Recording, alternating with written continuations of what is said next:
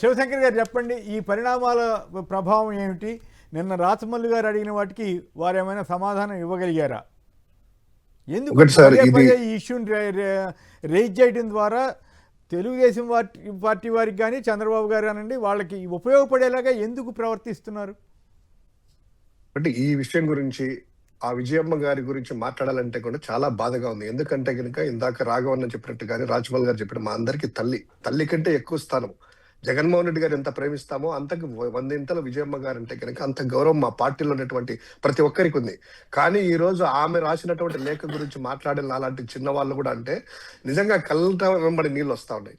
ఆమె ఎందుకు ఇలా అయిందంటే సార్, షర్మిలమ్మ అనే వ్యక్తి చంద్రబాబు నాయుడు గారి చేతిలో కీలుబొమ్మగా మారిపోయింది.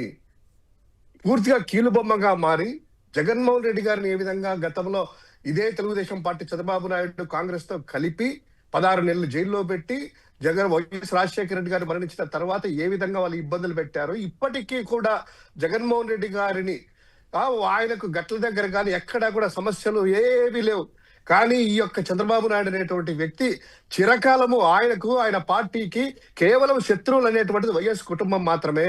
రాజశేఖర రెడ్డి గారు గతంలో ఈయనను రాజకీయంగా ఎదుర్కొని దేశంలో కాంగ్రెస్ వల్ల చేత కాకపోయినా కూడా ఒక వ్యక్తిగా చేశారు. తర్వాత రాజశేఖర రెడ్డి గారు మరణించిన తర్వాత మాకు ఎదురు లేదనేటువంటి పరిస్థితుల్లో జగన్మోహన్ రెడ్డి గారు ఒట్టుడు ఇంతింత అయినటువంటి రీతిలో వాళ్ళ యొక్క పునాదులతో కూడా పీకి వేసేటువంటి శక్తి జగన్మోహన్ రెడ్డి గారికి ఉంది. కాబట్టి రాజకీయంగా జగన్మోహన్ రెడ్డి గారిని నేను ఎటువంటి పరిస్థితులు ఎదుర్కోలేను కాబట్టి కుటుంబంలో చిచ్చుబెట్టి షర్మిల లాంటి వారిని ఆశ చూపించేసి కీలుబొమ్మగా మార్చుకొని ఆమె చేత ఈ యొక్క రాజకీయ వ్యూహాలన్నీ కూడా అమలు చేయడానికి ఈ రోజు చూస్తున్నటువంటిది ప్రజలందరికీ తెలుసు.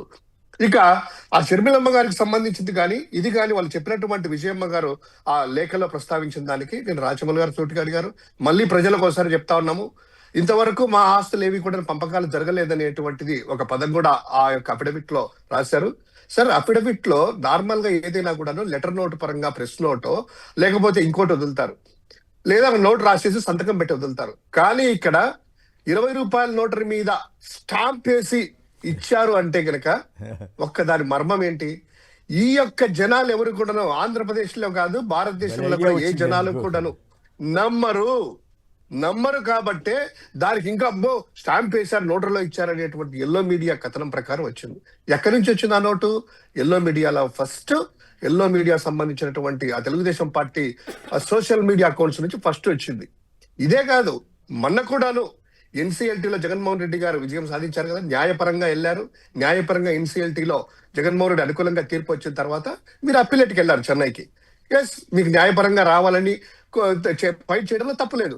వెళ్ళిన తర్వాత మంగళవారం ఎన్సీఎల్టీలో ఏటీలో అప్పీలేట్ లో అఫిడవిట్ వేస్తే ఇమ్మీడియట్ గా ఎవరికీ తెలియదు, వెయ్యక ముందే చంద్రబాబు నాయుడు ఆఫీస్కి వెళ్ళేసి మంగళవారమే సోషల్ మీడియాలో అంతా వచ్చేసి బుధవారం ఎల్లో మీడియా ప్రముఖంగా ప్రచురించి మొత్తం అంతా ఇచ్చిన తర్వాత ప్రపంచానికి తెలుస్తా ఉంది.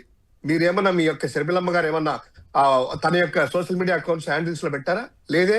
విజయమ్మ గారు ఈ విధంగా స్టాంప్ వేసి అఫిడవిట్ రిలీజ్ చేయలేదే. ఎందుకు ఎల్లో మీడియాలో వస్తా ఉంది? ఎవరి చేతిలో పావులు కలుపుతున్నారు? ఇక రెండో విషయము, విజయమ్మ గారు ఆ లేఖలో అఫిడవిట్ లో ఏం రాస్తారు సర్టిఫికేషన్లు అంటే ఈ పంపకాలు జరగలేదన్నట్టు ఆయన అన్నారు కదా. ఒక్కసారి 2004, 2009 అఫిడవిట్ లో తీసుకుంటే రాజశేఖర రెడ్డి గారు ఎన్నికల ఆస్తుల ప్రకటన చేయాల్సిందే కదా.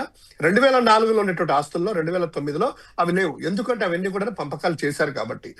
ఒకవేళ లేదని మీరు అంటున్నారు కదా, ఒక ఉదాహరణ చెప్తాను సార్. ఇందాక మీరు కూడా అంటుండ్రు, Banjara hills road number 2 Rajasekhara Reddy గారి ఇల్లు షర్మిలమ్మకు పూర్తిగా బదలాయించబడింది. ఇడుపులపాయలో 51 ఎకరాలు, అదేవిధంగా 15 మెగావాట్లు ఎస్ఆర్ఎస్ హైడ్రో పవర్ ప్రాజెక్టు, తర్వాత 22.5 మెగావాట్ల స్వస్తిక్ హైడ్రో పవర్ ప్రాజెక్టు కూడా ఈ జగన్మోహన్ రెడ్డి గారు ఈ రాజశేఖర రెడ్డి గారు ఇవ్వడం జరిగింది. అంతేకాకుండా విజయవాడలో ప్రైమ్ సెంటర్ లో ఉన్నటువంటి రాజ్ యువరాజ్ థియేటర్ లో కూడా 35% వాటాలు పూర్తిగా షర్మిలమ్మకి, పులివెందుల్లో 7.6 ఎకరాలు విలువైన స్థలము, విజయలక్ష్మి మినరల్స్ అండ్ ట్రేడింగ్ కంపెనీలో మొత్తం కంపెనీ అంతా కూడా జగన్మోహన్ రెడ్డి గారు భారతి గారికి ఎవరికి లేకుండా 100% ఆయనకే రాయించడమే కాకుండా కోడూరు రైల్వే కోడూరులో రాజారెడ్డి గారు ఉండింది. మామూలుగా మనవడికి వస్తుంది వారసత్వంగా. అది కూడాను రాజారెడ్డి గారి ఆఫీస్ స్థలము అదే రైల్వే కోడూరులో సెట్టుగుంటనింది. సెట్టుగుంట దగ్గర 90 ఎకరాల భూమి పూర్తిగా రాజశేఖర రెడ్డి గారు శర్మలమ్మకు రాయించారే. ఇవన్నీ ఎక్కడి నుంచి వచ్చాయి? అంతేకాకుండా 230 కోట్ల రూపాయలు తన కంపెనీ నుంచి ఇందాక మా చెప్పినట్టు కొండటి నుంచి రాఘవన్ చెప్పినట్టు ఇక్కడి నుంచి జగన్మోహన్ రెడ్డి గారికి సంబంధించింది, భారతమ్మ సంబంధించింది, ఈ ఆస్తులన్నీ కూడాను ఆన్లైన్ లో ట్రాన్స్ఫర్ చేసేటే కదా. పూర్తిగా ఇదంతా వైట్ మనీనే కదా. మీరు డివిడెంట్లు అంటున్నారే తల్లి, డివిడెంట్లు అయితే ఎవరికి వస్తారు తల్లి? షేర్ హోల్డర్స్ కో, పార్ట్నర్స్ కో డివిడెంట్లు వస్తాయి. ఎక్కడైనా సిరిమల్లమ్మ గారు కావచ్చు, బ్రదరెడ్డి గారు కావచ్చు, వాళ్ళ పిల్లలు కావచ్చు, ఈ యొక్క జగన్మోహన్ రెడ్డి గారు బదలాయించినటువంటి 230 కోట్లకు సంబంధించినటువంటి కంపెనీలలో కనీసం మీరు ఒక్క షేర్ హోల్డర్ కూడా కాదే. పార్ట్నర్షిప్ పక్కన పెట్టు, ఒక్క షేర్ కూడా లేదే. డివిడెంట్లు ఏ విధంగా వస్తాయి? డివిడెంట్లు అనే అర్థం తెలుసా తల్లి? ఏదో ఇందాక ఆ తప్పుడు చేసేసి ఆ సంతకం కూడా బలవంతంగా మీ తల్లిగారి చేత పెట్టించావా శర్మిలమ్మ? ఎందుకు ఆమెను కుంగి కుసించిపోయేటట్లు చేస్తావు శర్మిలమ్మ? మీకు ఇంత నీచంగా దుర్మార్గంగా ఆ కలంకితం అన్నకే అంటున్నావే. ఈ రాష్ట్రంలో ఉన్నటువంటి దాదాపు 3 కోట్ల మంది మహిళలకు సొంత అన్నగా ఆరాధ్య దైవంగా భావించే జగన్మోహన్ రెడ్డి గారిని పట్టుకొని శత్రువులు కూడాను అవసరం లేదు, అంతకంటే పెద్ద శత్రువులు ఇంత మాట్లాడుతుంటే ఆ విజయమ్మ గారికి పాపం అవి కూడా టీవీ కూడా ఇంట్లో బంద్ చేశారో ఏమో నాకు తెలియదు, కానీ ఏ వార్తలు తెలియకుండా వెళ్ళి మీరు బలవంతంగా సంతకాలు పెట్టించారా, అసలు అఫిడవిట్ ఆయన చూపించారా ఆమెకు అనేటువంటిది కూడా మాకు అనుమానాలు వస్తా ఉన్నాయి. ఇంత నిజంగా ఇప్పుడు విజయమ్మ గారికి కూడాను ఎందుకు పదే ఆమె పేరు ప్రస్తావించాల్సి వస్తుందంటే ఈ యొక్క బాధతో జరుగుతున్నటువంటి పరిణామాలతో కనీసం ఆమెకు తెలుస్తుంది అనేటువంటి ఉద్దేశంతో చెప్తా ఉన్నాం. నిజంగా ఆ రోజు మీరు కూడా తల్లి విజయమ్మ గారు, మీకు కూడా ఇద్దరు కొడుకు కూతురు ఇద్దరు ఒకటే కదా తల్లి. స్వయంగా ఆ రోజు గెలిచేది కాదు సచ్చేది కాదు. ఆ రోజు పార్టీ కాంగ్రెస్ పార్టీ ఆమె ఎంపీగా పెడితే జగన్మోహన్ రెడ్డి గారు ఓడిపోవాలనేసి పరోక్షంగా అమెరికాకి వెళ్ళి అమెరికాలో నుంచి ఒక వీడియో రిలీజ్ చేసేసి ప్రజలను కన్ఫ్యూజ్ చేసేసి కాంగ్రెస్ కు ఓటేయండి అన్నావే తల్లి. మీరు ఇంతకంటే ఇంకా కొడుకు పట్ల ఎందుకు తల్లి మీకు అంత పక్షపాతము కూతురు అంటే కనుక? నిజంగా చెప్తున్నాం, ఈ రోజు వైఎస్ఆర్ కాంగ్రెస్ పార్టీ నాయకులు మీరు మధ్యలో నోరు ఇప్పొద్దు అది ఇదని విజయమ్మ చెప్తుంది.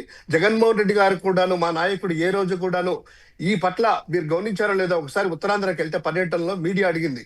ఇది ఏదో అడిగితే ఆయన ఎంత సింపుల్ గా ఆయన మాట్లాడొచ్చు కదా. గర్గర్ కహాని ఇంటింట్లో ఉంటాయి ఏంది కుటుంబ సమస్యలని చెప్పాడే గాని ఏ రోజు కూడా తల్లిని గాని చెల్లిని గాని ఒక్క మాట అన్నటువంటి పాపన పోలేదు. అంత నిబద్ధతగా శ్రీరామచంద్రుడు ఏ విధంగా ఆ కష్టాలు పాలయ్యాడో అంతకంటే ఎక్కువగా మీరు తెలుగుదేశం పార్టీ కుటుంబ సభ్యులుగా తల్లి లేదే అనుకుంటాం, తల్లి కూడా ఈ విధంగా పింఛింగ్ చేస్తా ఉంటే ఒక మనిషికి ఇంతకంటే బాధ ఇంకేం పెడతా తల్లి? మీరు తోడుగా ఉండాల్సినటువంటి పరిస్థితుల్లో మళ్ళీ కంటిన్యూ చేద్దాం తర్వాత. దిలీప్ గారు చెప్పండి, వీళ్ళిద్దరూ చేసిన వాదన మొత్తం ఓవరాల్ గా ఈ ఇష్యూ మీకేమనిపించింది? అంటే ఈ ఇష్యూలో ఒకటి సార్, 4 గోడల మధ్య ఉండాల్సిన కుటుంబ వ్యవహారం వీధుల్లోకి వచ్చి పడడం, దాంట్లో కూడా ఒక రాజకీయ కోణం తీసుకోవడం, ఇది ఈ అంశాన్ని ఎవరైనా కూడా సాధారణ తెలివితేటలు ఉన్న వాళ్ళు కూడా చూడగలుగుతున్నారు, గమనించగలుగుతున్నారు వ్యత్యాసాన్ని. ఎందుకంటే కుటుంబంలో ఆస్తుల తగాదా అయితే 2 పద్ధతులు ఉంటాయి. ఒకటి సంప్రదాయ పద్ధతిలో యాన్సెస్టర్ ప్రాపర్టీ అయితే ఎవరికి ఎంత వస్తుంది, ఓన్ అక్వైర్డ్ ప్రాపర్టీ అయితే దాని మీద హక్కులు ఉంటాయా, లేకపోతే ఎవరు మనస్ఫూర్తిగా ఇచ్చినప్పుడు ఎంత తీసుకుంటామో అంతే తీసుకుంటాం తప్ప దాని గురించి పేచీలు పెట్టే వ్యవహారం ఉండదు. ఇదంతా ఇది సంప్రదాయ పద్ధతిలో చేసుకునే పంపకాలు.